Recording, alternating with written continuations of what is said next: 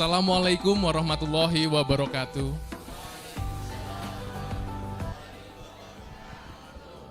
Alhamdulillahirabbil alamin wassalatu wassalamu ala asrofil anbiya'i wal mursalin wa ala alihi washabihi ajmain amma ba'du.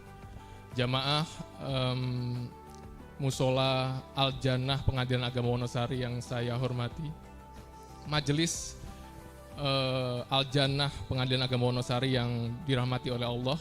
Alhamdulillah kita kembali lagi ke acara tausiah sore Majelis Al-Jannah Pengadilan Agama Wonosari yang sempat mungkin terhenti kurang lebih 3 minggu, dan kita bisa kembali lagi di acara pada sore hari ini, yang mana ini adalah merupakan saat-saat yang baik untuk kita karena selain kita akan menimba ilmu, mendekatkan diri kembali ke Tuhan Yang Maha Esa, kita mengambil jalan hablum minallah, kita juga hablum minannasnya juga dipererat karena sangat jarang atau mungkin jarang sekali kita sebagai warga atau keluarga Pengadilan Agama Wonosari berada dalam satu majelis di tempat yang sama, dan kita diberikan kesempatan pada sore hari ini.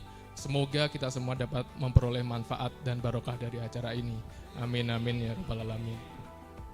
Ya, mungkin langsung aja untuk acara pada sore hari ini akan diisi oleh Bapak Wakil Ketua Pengadilan Agama Wonosari yang terhormat Yang Mulia Bapak Ahsan Dawi, Allah yarham. Mungkin langsung aja Bapak, waktu dan tempat dipersilakan. Bismillahirrahmanirrahim. Assalamualaikum warahmatullahi wabarakatuh.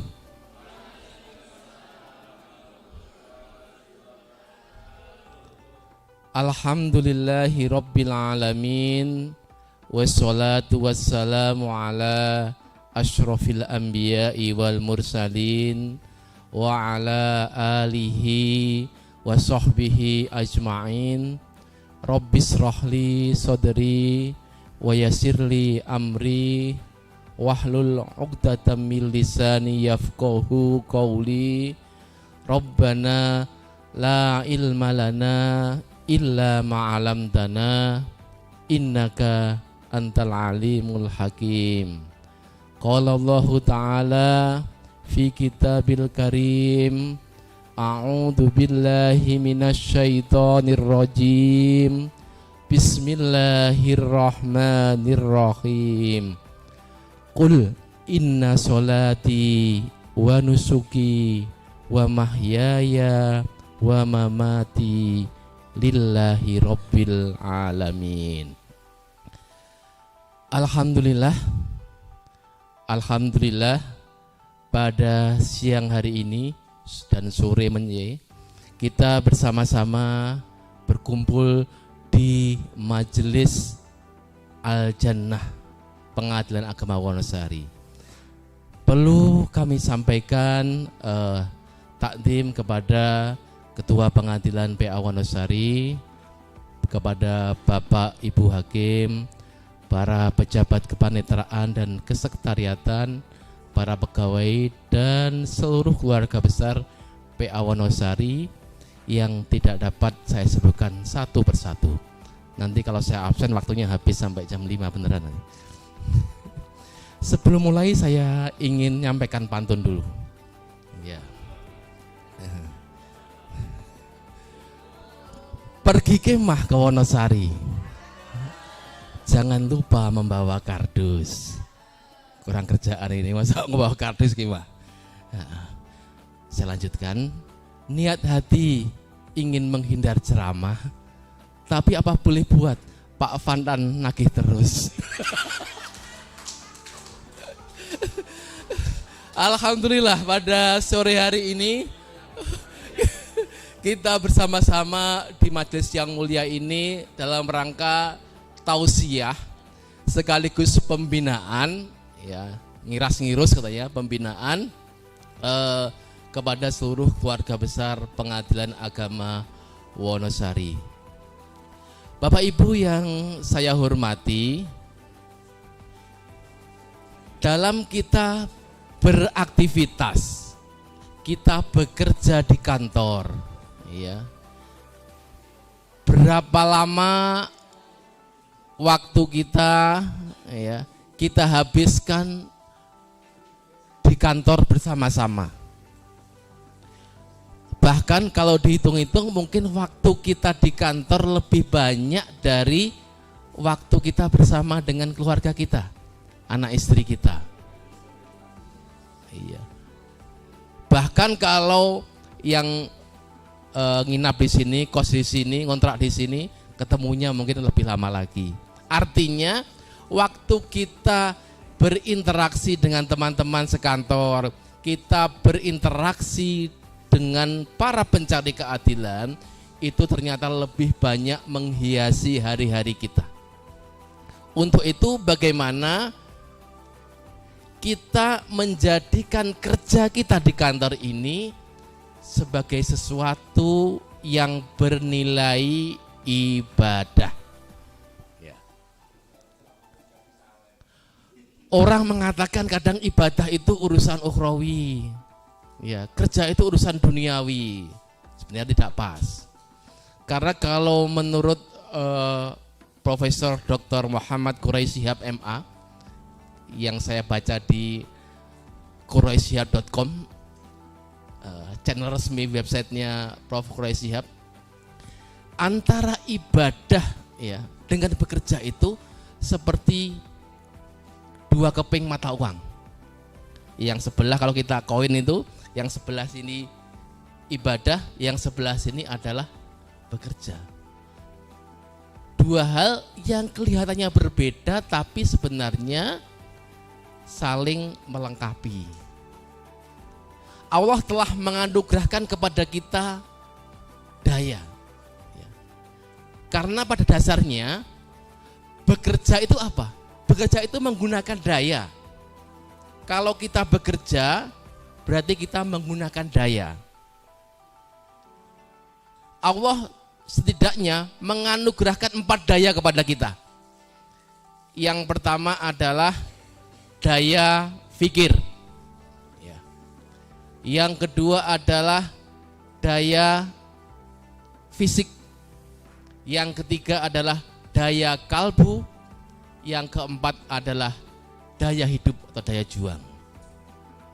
Kalau diri kita tidak lengkap daya itu, mesti ada yang kurang. Ya. Kalau daya listrik nggak termasuk di sini. Walaupun daya cuma 4.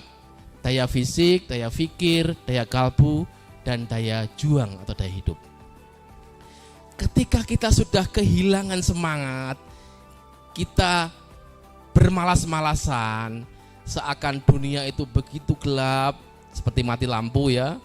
Tapi nggak ada adanya tapi.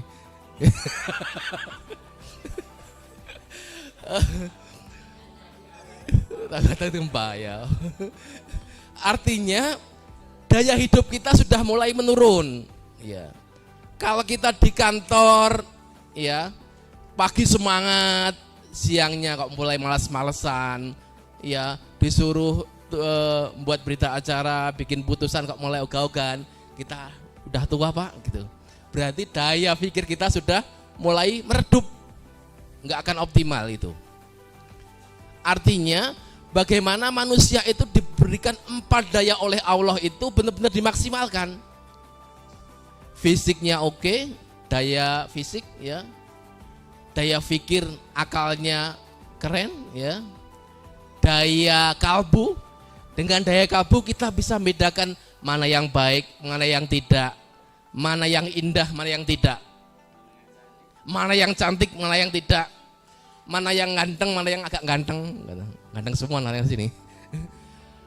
Kita sudah punya tagline, punya jargon, prima dalam pelayanan, taat dalam peraturan. Keren itu. Iya.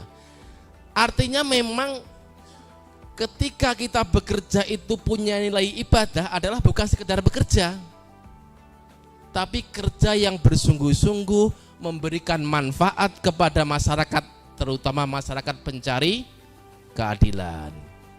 Contoh yang di PTSP, ya. Walaupun mukanya pas-pasan lah umpamanya.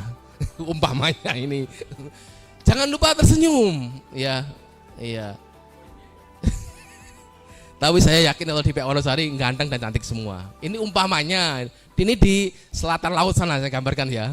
PTSP di selatan laut selatan sana. Nah, seandainya tampang kita kurang mendukung, tapi paling enggak akhlak kita itu kita tonjolkan. Senyum kita tonjolkan. Ya. Karena orang yang ke pengadilan agama itu mayoritas orang-orang yang bermasalah. Orang-orang yang punya kasus, punya masalah, terutama masalah keluarga. Kalau mereka datang ke pengadilan agama Wonosari, kita sambut dengan senyum, sapa, salam, dan sopan santun, nyes gitu mereka. Wah, paling enggak setengah problemnya akan terkurangi. Luar biasa itu. Khairukum anfa'uhum linnas. Sebaik-baik manusia, sebaik-baik kamu sekalian adalah yang paling banyak memberikan manfaat kepada manusia lainnya. Kalau kita kembalikan dengan tupoksi kita di pengadilan agama, ya, bagaimana di depan di pelayanan kita benar-benar memberikan informasi yang bermanfaat, memberikan arahan bimbingan yang bagus kepada para pencari keadilan. Itu bagian dari ibadah. Jangan dikira ibadah itu cuma sholat, adzan juga ibadah itu. Ibadah juga. Maksudnya ibadah ghairu mahdhah, ya, yang Allah izinkan asal niatnya tulus mencari ridho Allah, itu juga bisa kita lakukan di kantor kita dari pagi sampai siang. Makanya jangan dikira kalau kita dari jam 7, setengah 8 sampai jam 4, setengah 5 di kantor, jangan dikira kita mengerjakan hanya tugas-tugas duniawi, tapi bisa bernilai ibadah kalau kita memang meniatkan libtighai mardhatillah,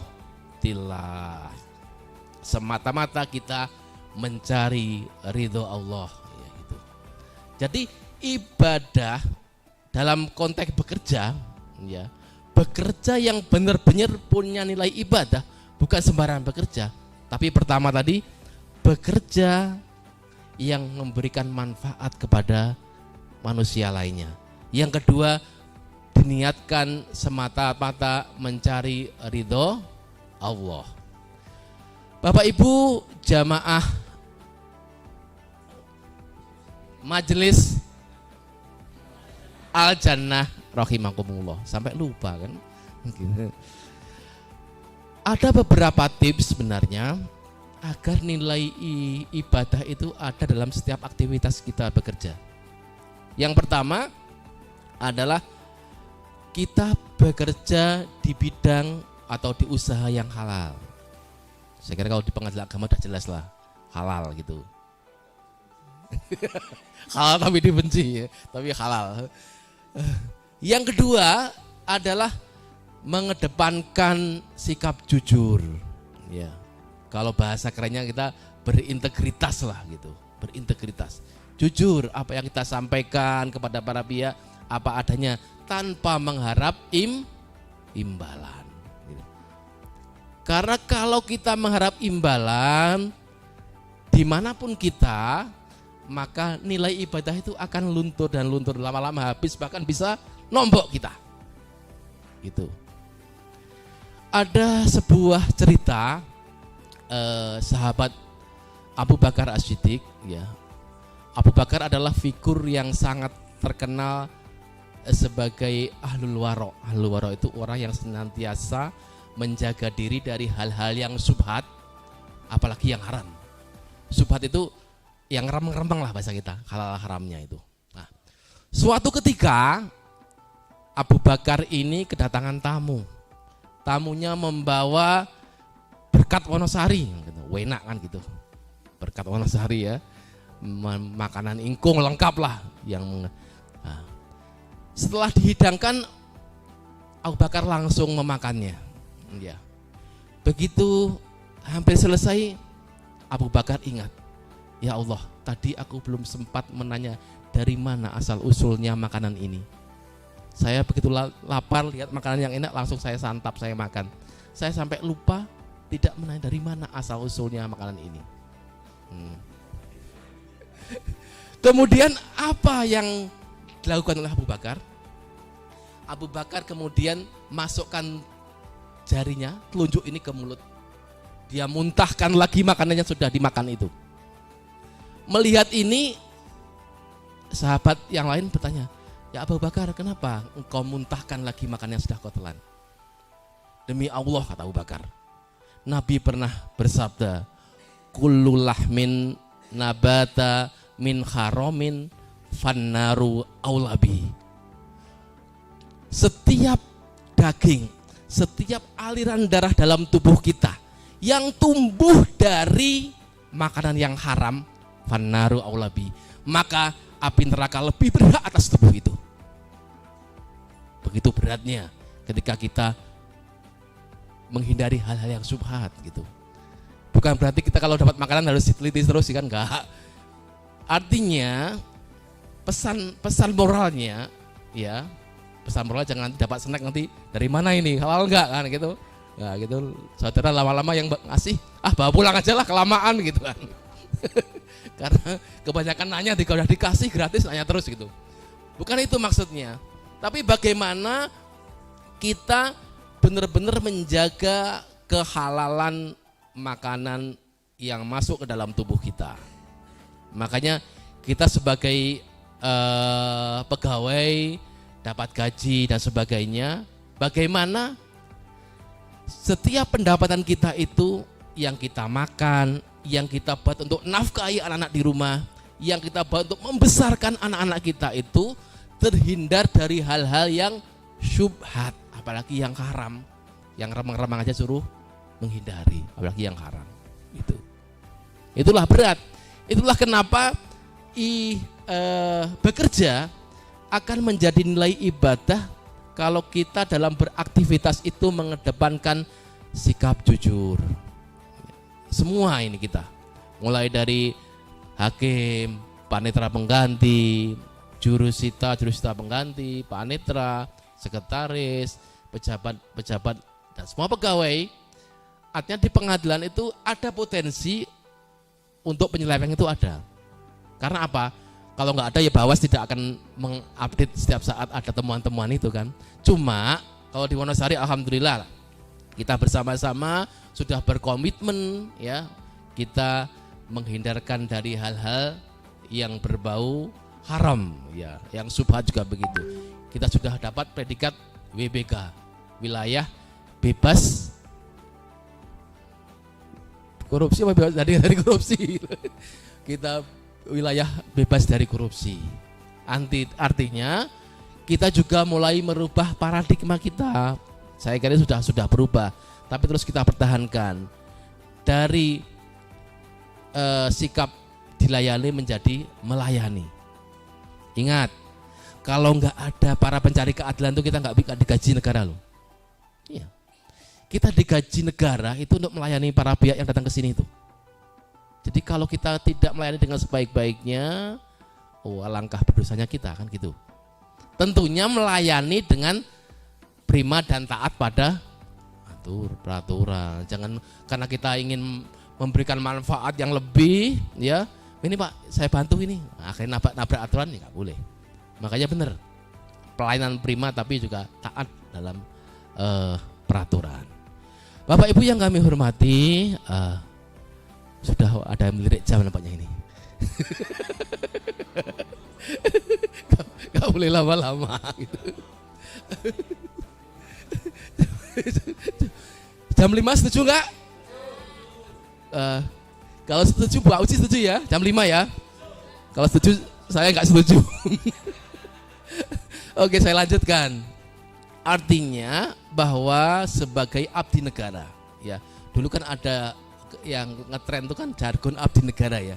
Kita tuh sebagai abdi negara, artinya kita tuh abdi sebenarnya. Kalau kita di keraton tuh abdi itu, boleh nggak abdi itu membentak ndoronya? Nggak boleh kan? Boleh nggak abdi itu memarahi ndoronya, tuannya? Boleh nggak abdi itu kira-kira mempersulit ndoronya? Kan nggak boleh. kita sebagai abdi negara memang kita digaji untuk melayani mereka, tapi tetap kita taat pada peraturan. Sepanjang dibolehkan oleh aturan silahkan, tapi kalau nggak boleh ya jangan. Makanya kita adalah dibekali tadi daya fikir ya, daya kalbu tadi, supaya kita bisa memilah-milah mana yang boleh dan mana yang tidak boleh. Bapak Ibu yang kami hormati, bahwa dalam melayani masyarakat kadang-kadang kita memang harus bersabar. Ada yang masyarakat yang nurut, ada yang ngeyel ya, diberitahu jalan jawab terus, kayak gitu kan itu. Ada yang beraneka ragam lah. Artinya memang itu bagian dari dinamika kita. Kalau kita komitmen bahwa itu memang tugas kita melayani masyarakat, insya Allah kita akan melayaninya dengan enjoy. Tidak mungkin 1.800 orang per tahun semuanya datang ke sini dengan senyum mengenakan, dan nggak mungkin. Mesti ada yang beraneka ragam karakternya, bermacam-macam. Untuk itulah saya akan akhiri dengan pantun. Mbak Puji munggah cendelo, cakep menawi lepat nyuwun ngapura. Assalamualaikum warahmatullahi wabarakatuh.